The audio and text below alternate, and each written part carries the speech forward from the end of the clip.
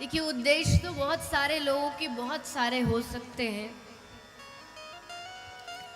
कुछ लोग मंदिर जाते हैं भगवत दर्शन के लिए, तो कुछ मंदिर जाते हैं कुछ मांगने के लिए।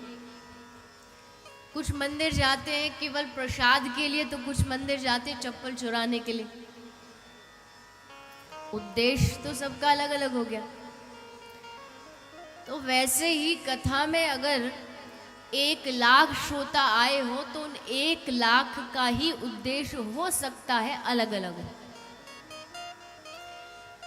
लेकिन एक मूल चीज जो आज के समय में जिसकी सबसे बड़ी आवश्यकता है, एक अंग्रेजी में कहावत है, the biggest problem in this world is hunger. सबसे बड़ी परेशानी दुनिया में भूख है। लेकिन भूख कौन सी? Not the hunger of stomach but the hunger of hearts. भूख है, तड़प है, लेकिन पेट की नहीं। ये जो हृदय में, जो मन में हमारे अशांति फैली हुई है। एक हमारी शायद यजमान परिवार से ही है कोई जिन्होंने कहा था मन की शांति। इस दुनिया में हमको सब चीज मिली है, खाना है, कपड़ा है, मकान है, फोन है, गाड़ी है, सब कुछ है। लेकिन उसके बाद भी जब हमारी मृत्यु हुई, मरने के बाद कुछ अपने लोग इकट्ठे हुए श्रद्धांजलि देने के लिए, तो हाथ जोड़ के सबने एक ही चीज बोली। क्या बोला? मृत्यु के बाद क्या बोलते हैं? भगवान इनकी आत्मा को शांति, भगवान इनकी आत्मा को वहां जाके भी एक फैक्ट्री लगा देना, ऐसे तो कोई नहीं बोलता।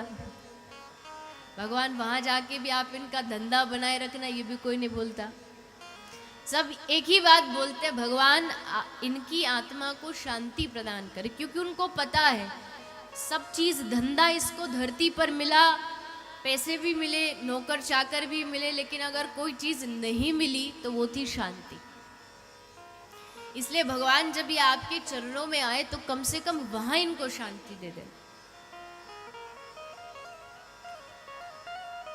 पहला उत्तर तो ये हो गया कि हम सबको कहीं ना कहीं कथा से शांति चाहिए। सत्संग हम जाते हैं ताकि हमको शांति की प्राप्ति हो। लेकिन शांति मिलेगी कहाँ?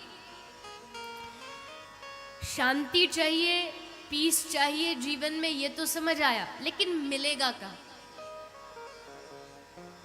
एक कोई वृद्ध माता जी, उम्र में बहुत बूढ़ी है, और खड़े होकर के मुंबई में इस भयंदर में खड़े होकर के अपने घर के बाहर कुछ ढूंढ रही है।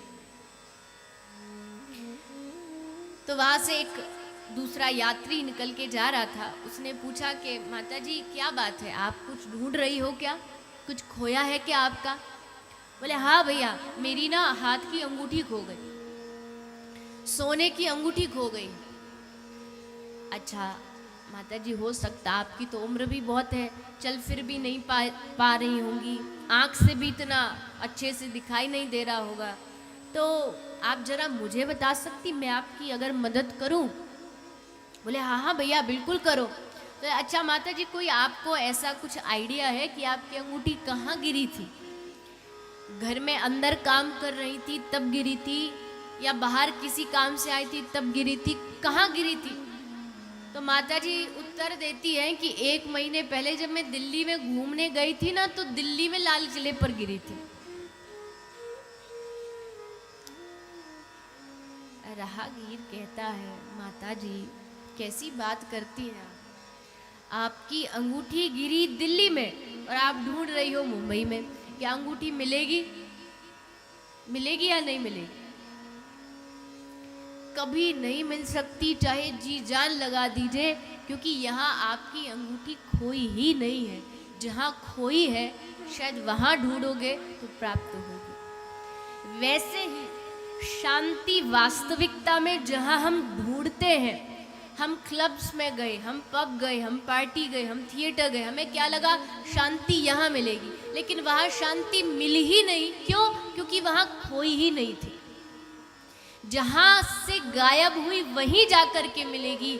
और एक बात याद रखिएगा, आप थिएटर जाएंगे वहाँ 3 घंटे तो आपको सुख मिलेगा, लेकिन उसके बाद जब बाहर आएंगे आप तो पुनः वापस उसी चक्र में घूमने लगेंगे, उसी दुख में घूमने लगेंगे। इसलिए जीवन में अगर शाश्वत शांति चाहिए तो केवल और केवल भगवत चरणों से प्राप्त हो सकती है। यही वो स्थान है जहाँ पर वास्तविक शांति की प्राप्ति हो सकती है।